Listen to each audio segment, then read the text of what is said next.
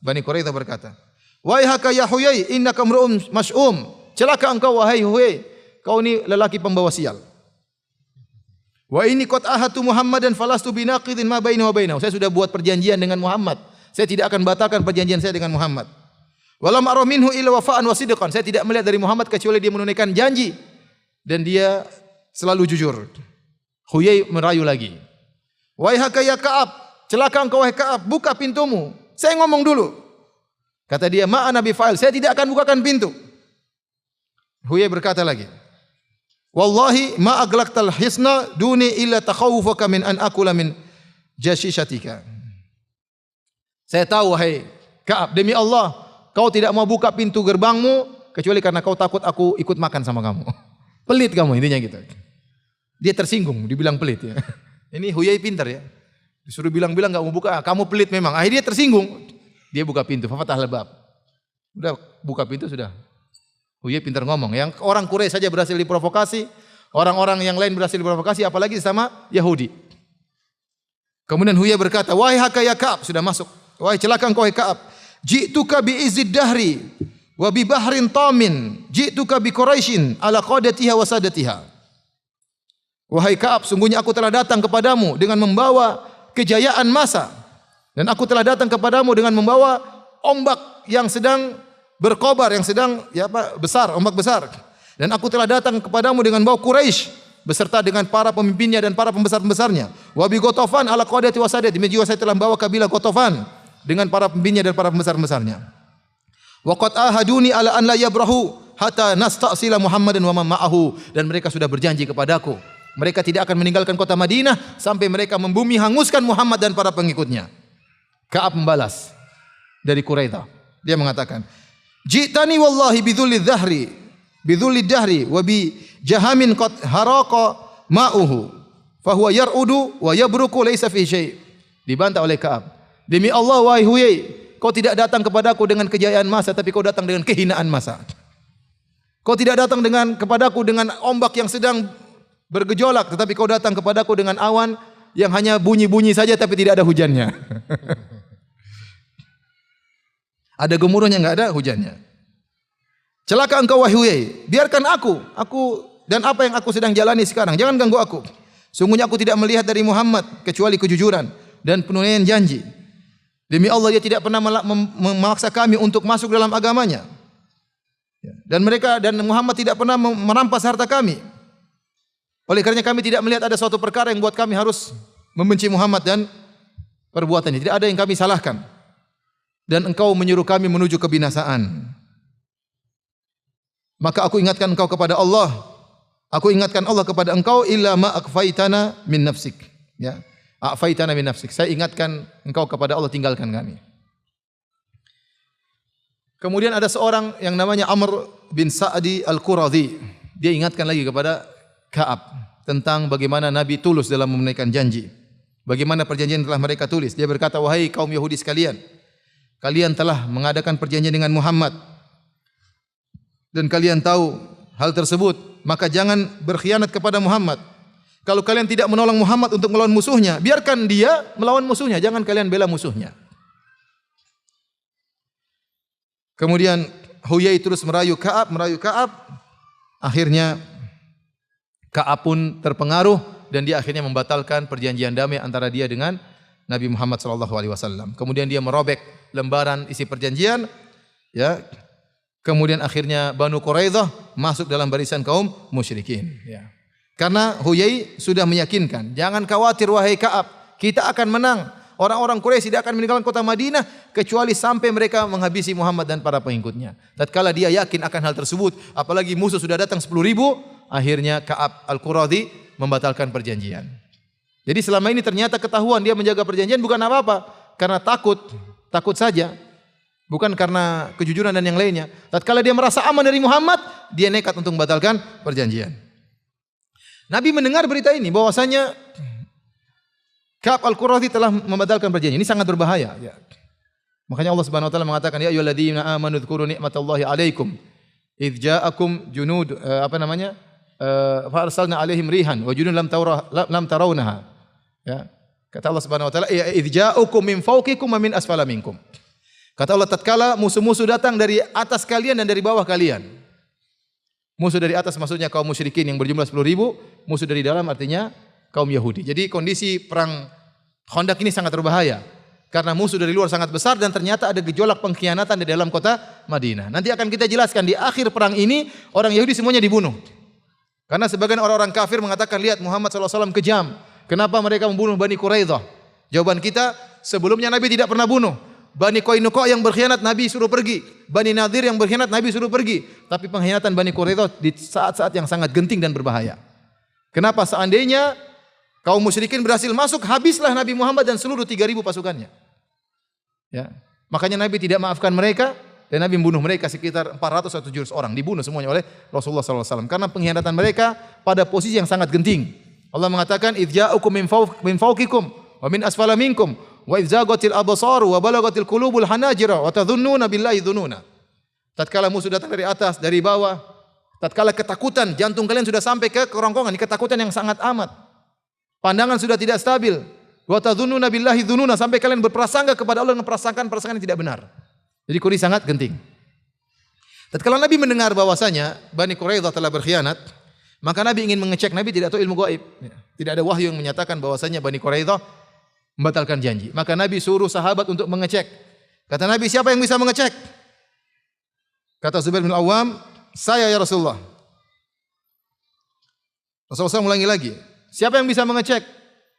Kata Zubair bin Awam, saya akan mengecek wahai Rasulullah. Sambil ulang-ulang Zubair mengatakan, saya akan mengecek ya Rasulullah. Man ya'tini bi khabaril qaum, siapa yang bisa mendatangkan kabar yang pasti dari Bani Quraidah?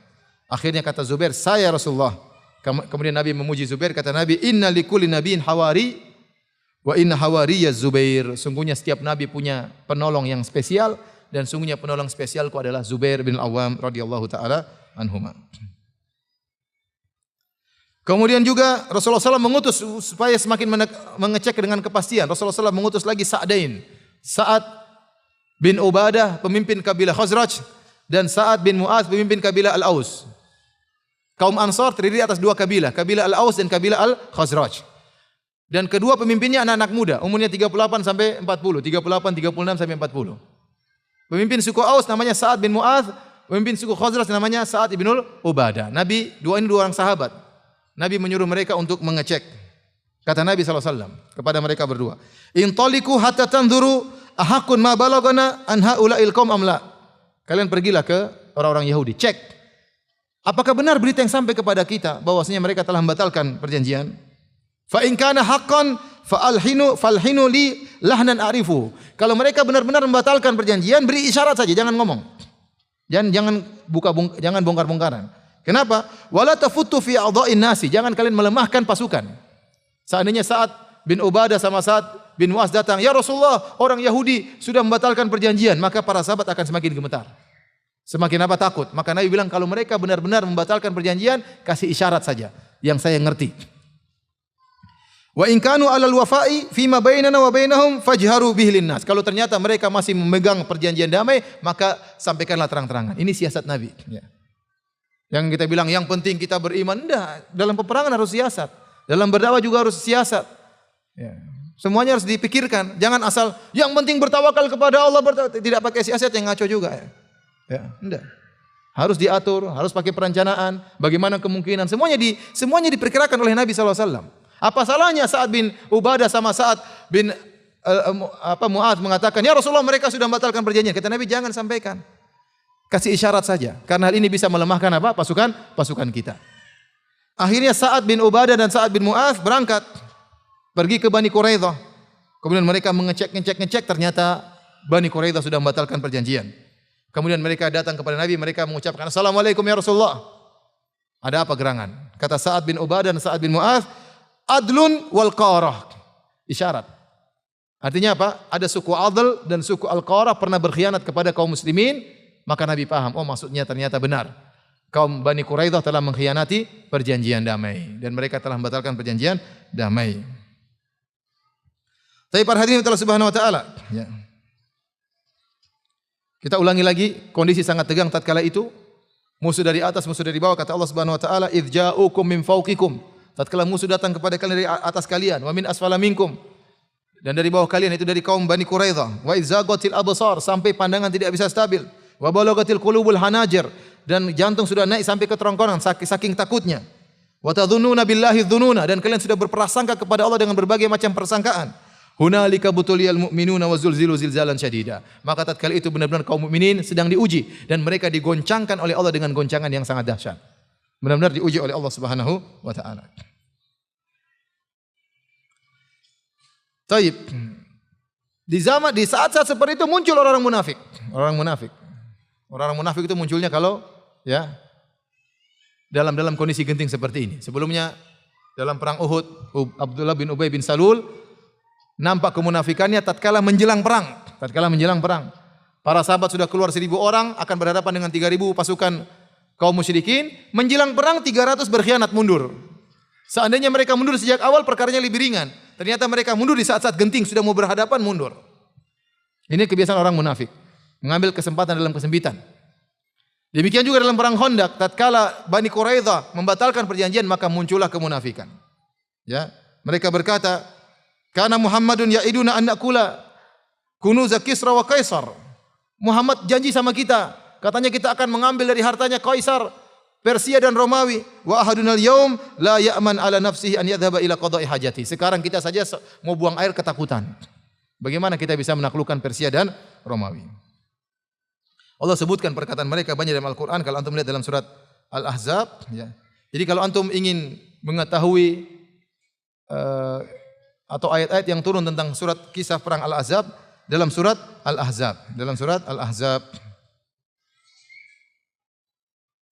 Allah Subhanahu wa taala berfirman dalam surat Al-Ahzab ayat ke-12 dan seterusnya. Wa idh yaqulul munafiquna walladzina fi qulubihim maradun ma wa'adallahu wa rasul illa ghurura. Tatkala orang-orang munafik dan yang orang-orang dalam hati mereka ada penyakit berkata, sungguhnya Allah dan Rasulnya hanya menipu kita. Janji mereka hanya kebohongan. Wa idh qala ta'ifatun minhum ya ahla Yathrib la muqama lakum farji'u. Tatkala sebagian mereka menggembosi, mengatakan, wahai penduduk kota Madinah, tidak pantas kalian berperang, pulanglah, mundur. Wa yasta'dzinu fariqum minhumun nabi. Jadi mereka bukan cuma kabur, bahkan menggembosi. Udah jangan gembosi. Mundur aja, tidak bisa berperang lawan musuh seperti itu banyaknya. Wa yasta'dzinu fariqum minhumun nabiyya yaquluna inna buyutana aurah wa ma hiya bi aurah. Sebagian mereka minta izin, ya Rasulullah, kita ingin pulang dulu ya Rasulullah. Rumah kita sebelah utara ya Rasulullah. Di situ tidak ada daerah penjagaan, harus ada yang jaga ya Rasulullah. Bahaya kalau tidak ada yang jaga. Kata Allah, wa ma hiya bi aurah. Padahal tidak perlu penjagaan rumah-rumah mereka. Mereka hanya ingin kabur. Yuriduna illa firara. Mereka hanya ingin kabur, kata Allah Subhanahu wa taala. Walau dukhila, dan setiap ada orang munafik minta izin mundur, Rasulullah izinkan, biarin aja. Walau dukhilat alaihim min aqtariha thumma su'ilul fitnata la atauha wa ma talabbathu biha illa yasira. Seandainya mereka diserang dalam rumah-rumah mereka kemudian disuruh murtad, mereka akan murtad terang-terangan kafir kepada Allah Subhanahu wa taala. Walaqad kanu ahadullaha min qablu la yuwalluna al-adbar. Sebelumnya mereka telah bersumpah untuk tidak kabur, tapi mereka ternyata kabur. Allah sebutkan ya tentang ayat-ayat, antum bisa baca tentang orang-orang munafik. Ya, orang-orang munafik itu sangat berbahaya dan kita ingat, saya ingatkan kepada antum, kalau di zaman Nabi saja ada orang-orang munafik, bahkan tatkala Islam dalam kondisi jaya ada orang munafik, apalagi zaman sekarang pasti orang munafiknya lebih banyak. Ya, pasti orang munafiknya lebih banyak. Dan sampai hari kiamat kelak akan ada orang munafik. Dajjal nanti waktu keluar, banyak orang munafik keluar dari kota Madinah gabung dengan apa? Dajjal. Orang munafik itu orang-orang yang KTP-nya Islam tapi benci terhadap Islam, benci terhadap Muhammad sallallahu alaihi wasallam, benci terhadap syariat Nabi Muhammad sallallahu alaihi wasallam, mengejek-ngejek syariat Nabi Muhammad sallallahu alaihi wasallam. Ketahuilah mereka adalah orang-orang munafik dan mereka banyak.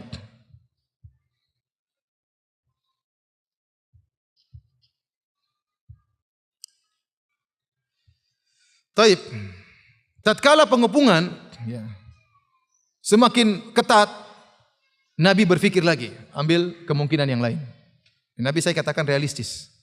Nabi berpikir bagaimana kalau berdamai dengan kabilah Ghatafan. Kalau berdamai dengan mereka ada beberapa kabilah. Kabilah Ghatafan dan teman-temannya 6.000, kabilah Quraisy 4.000. Bagaimana kalau damai dengan kalau Quraisy enggak mungkin damai. Mereka sudah dendam kusumat sejak lama. Tapi kabilah Ghatafan ini terprovokasi, tidak ada permusuhan sebelumnya antara Nabi dengan mereka. Jadi yang mungkin untuk diajak damai yang kabilah Ghatafan yang 6.000.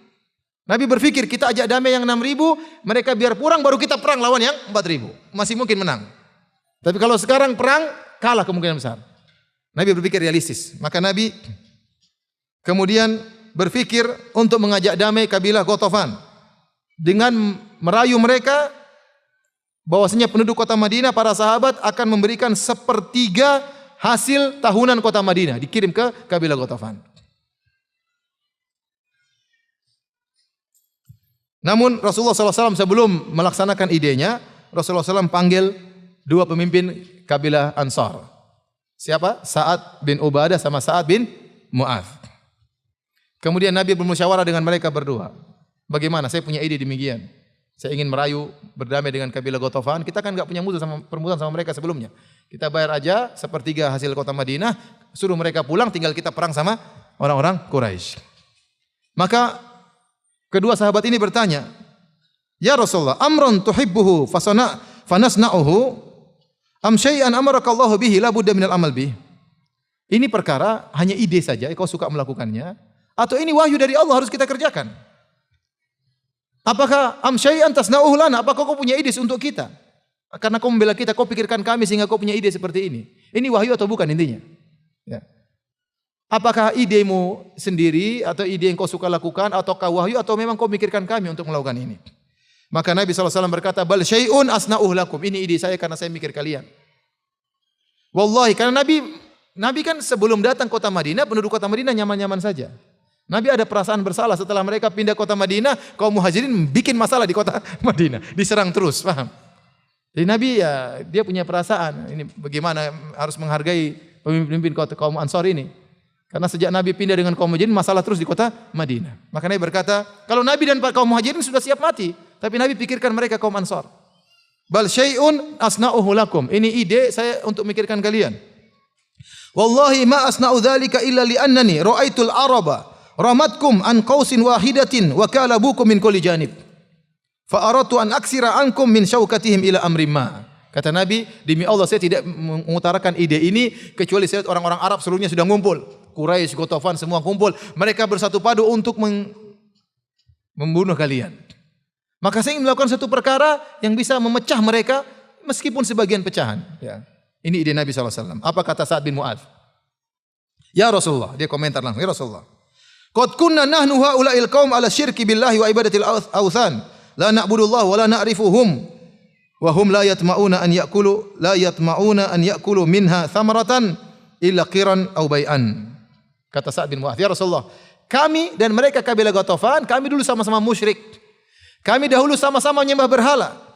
Waktu kami menyembah berhala dulu masih musyrik, mereka tidak bisa makan buah dari kami, korma tidak bisa mereka makan kecuali kalau kami lagi jamu mereka atau beli. Sekarang mau gratisan. Paham? Waktu kami masih musyrik saja, kami tidak pernah kasih gratisan kecuali kalau mereka bertamu atau kalau mereka beli dari kami. Afahina akramanallahu bil Islam wa hadana wa azzana bika wa bihi nu'tihim amwalana. Apakah setelah kami sekarang sudah masuk Islam, Allah menjadikan kami jaya dengan keberadaanmu? Lihat perkataan Sa'ad bin Mu'adz untuk menghilangkan kesedihan Nabi. Kami jadi jaya karena engkau ya Rasulullah.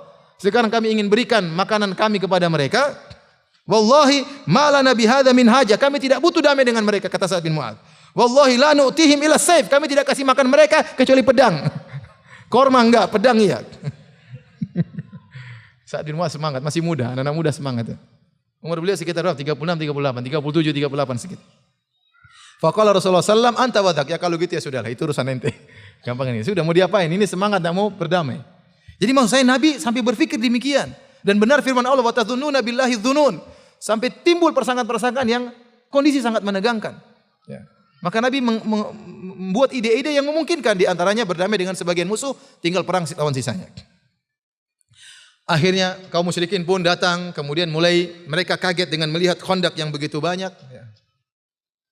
Khandak yang begitu panjang, mereka mencari titik lemah. Siapa tahu ada khandak yang sempit bisa diloncatin.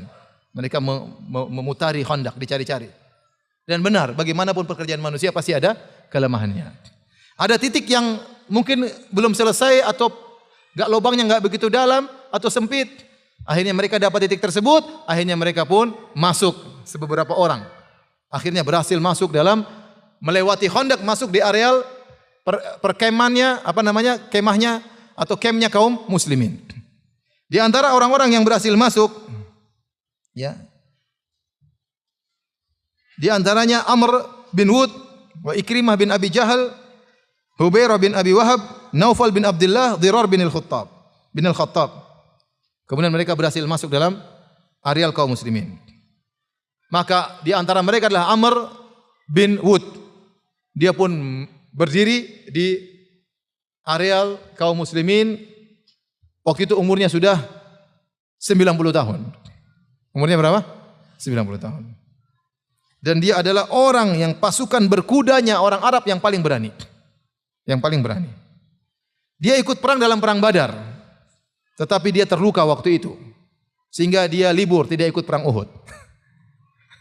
Dia ikut perang Badar maksudnya bersama kaum musyrikin. Dalam perang Badar dia terluka sehingga dia pulang. Waktu perang Uhud dia berobat, sekarang sudah sembuh. Untuk hadir dalam perang Khandaq. Kharaja mu'laman, dan dia keluar dalam memakai tanda. Ada tanda khusus mungkin di kepalanya, mungkin di sorbannya ya, untuk menunjukkan dia jagoan. Ini pasukan spesial ya. Liyura makanu, agar orang tahu siapa dia. Kemudian dia berteriak di hadapan kaum muslimin. Man yubaris, siapa yang mau lawan saya? Nantang dia. Ali bin Abi Thalib berkata kepada Rasulullah, ana lahu ya Nabi Allah, saya yang melawan dia ya Rasulullah. Kata Rasulullah SAW, ijlis, duduk, bukan engkau lawannya. Fa innahu Amr bin Wud, dia itu Amr bin Wud, bukan musuh sembarangan. Duduk. Amr bin Wud teriak lagi, man yubaris, siapa yang mau lawan saya? Mau duel dengan saya? Ali bin Abi Thalib, saya ya Rasulullah. Kata Rasulullah, ijlis, duduk. Itu bukan musuh sembarang, itu Amr bin Wud. Dia teriak lagi, tidak ada yang baju. Siapa yang lawan saya? Ali bin Abi Thalib mengatakan, saya ya Nabi Allah. Maka Rasulullah SAW izinkan, Rasulullah SAW berikan pedangnya. Kemudian Rasulullah SAW memakaikan sorban kepada Ali bin Abi Thalib. Kemudian Rasulullah berdoa, Allahumma a'inhu alaih. Ya Allah tolonglah Ali untuk melawan Amr bin Wud. Maka berjalanlah Ali bin Abi Thalib dengan begitu beraninya menuju ke Amr bin Wud. Kemudian dia berkata syair. Dia berkata, la ta'jalanna faqad ata. Jangan kau tergesa-gesa wahai Amr bin Wud. Telah datang, ataka mujibu sautika ghair ajiz. Telah datang orang yang menyambut duelmu, tantangan duelmu, dan dia tidak akan kalah. Dzunubhatin wa basiratin wasidqu manja kulli faiz. Dan dia adalah orang yang cerdas dan jagoan ya. Dan kejujuran adalah keselamatan bagi setiap orang yang beruntung. Kemudian Amr bertanya, "Man anta? Ente siapa?" Man anta apa? Ente siapa? Kata Ali, "Ane Ali bin Abi Thalib." Ana Ali bin Abi Thalib. Emang Arab Betawi ya. Amr bin Wud tahu siapa Ali bin Abi Thalib. Dia berkata, "Indaka min a'mamika man huwa sannu minka." Masih ada paman-pamanmu yang lebih tua daripada kamu. Kenapa kamu yang harus maju? Wa inna abaka kana nadiman li. Bapakmu Abu Thalib teman saya. Masa saya berkelahi sama anak teman saya? Fala uhibbu qitalaka fansarif. Saya tidak ingin berduel denganmu. Pulang. Diusir Ali. Kata Ali, "Ya Amr, engkau telah pernah bersumpah kepada Allah, kalau ada seorang menyerumu dari Quraisy, menyuruhmu untuk satu dari dua perkara, kau pasti ambil salah satunya." Kau pernah berjanji demikian. Karena Ali pun kenal dia, ini teman bapaknya. Kamu kan pernah berjanji. Kalau ada orang Quraisy ngajak kamu satu di antara dua permintaan, kau pasti mengabulkan salah satunya. Kata Amr, "Ajal, iya, saya pernah bersumpah demikian, bersumpah kepada Allah." Kata Ali, "Fa inni ad'uka ila Allah." Saya punya dua permintaan. Pertama, saya menyuruh engkau untuk kembali kepada Allah dan Rasulnya dan masuk Islam. Ini permintaan pertama. Kata Amr, "La hajata li bidzalik." Saya tidak butuh masuk Islam. Kata Ali, kalau gitu permintaan kedua, "Fa inni ad'uka ila nizal." Kalau kita duel, perang. Kau harus terima yang ini. Kata dia, "Lima ya bena akhi." Sampai lembut Amr bin Wud. "Ya wahai putra saudaraku, kenapa harus berperang?" Ya. "Wallahi ma uhibbu an aqtulak." Demi Allah, disumpah lagi ini musyrik ini. "Demi Allah saya tidak suka membunuhmu." Kayaknya sudah pasti Ali mati. "Demi Allah saya tidak suka membunuhmu." Ali menjawab, "Walakin wallahi uhibbu an aqtulak." Tapi demi Allah saya suka bunuh kamu. Faham ya Amr. Amr pun ngamuk ya. Kemudian dia pun turun dari kudanya. Kemudian dia buka pedangnya ya. Kemudian dia tikam kudanya ya. Mati kudanya, artinya dia tidak akan lari. Ini menunjukkan dia apa? Berani. Kalau kudanya masih hidup kan bisa kabur, enggak. Dia turun dari kudanya dia bunuh, jatuh, siap berperang dengan Ali bin Abi Thalib. Maka dia pun maju menuju Ali bin Abi Thalib dalam kondisi marah. Maka Ali pun menyambutnya dengan durqatihi. Itu dengan apa? dengan perisai tapi bukan dari besi, tapi dari apa? Kulit. Ya, zaman dulu tidak semua orang punya baju besi, tidak semua orang punya tameng dari besi. Tapi ini tameng terbuat dari kulit. Ya. Bisa untuk menangkis, tapi tidak sehebat besi.